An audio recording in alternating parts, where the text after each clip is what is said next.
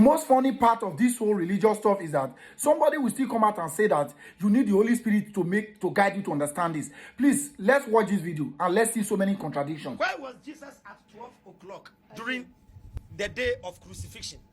Mark chapter 15, verse number 25. Now, Queen, see something. It was 9 o'clock in the morning when they crucified him.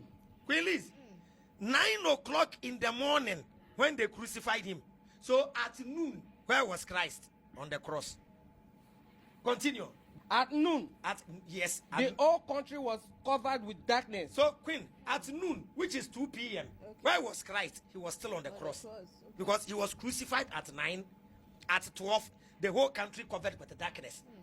So, which lasted for 3 hours. Which lasted for 3 hours.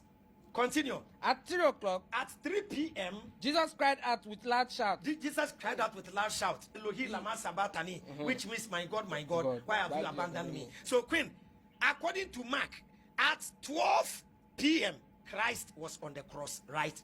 Now, let's go to the Gospel of John. Look at where Christ was at 12. John 19, verse 8 to 14. When Pilate heard these words, he took Jesus outside. He took Jesus outside and sat down on the judgment seat in a place called the stone pavement.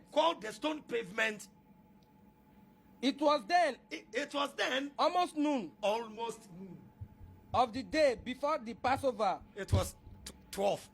So quickly, according to John, 12 p.m. Pilate was talking to Jesus.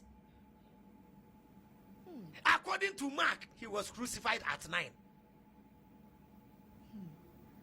Olosho, how do you explain this? That was it. You saw it, right? Someone will still come out here to tell me that I need the guidance of the Holy Spirit to understand this. Sometimes I just don't know the right word to use. But from the video you've watched, I'm very sure you understand it very well. You must understand that video because it's in a clear language. It's in a clear language. You can see the contradictions in this Christianity. The contradictions is so much. I have so many of it like this. So many. If I start posting them, so many Christians, you have no choice than to wake up. Because these contradictions has shown the human factor in this religion. One verse is talking to the other side. One verse is saying 12 noon. The other one is saying 9 a.m. You can see the contradiction. At the end of the day, someone will come to my page and tell me, no, it's you that do not understand it. No, it's me that do not. It's you alone that understand this thing.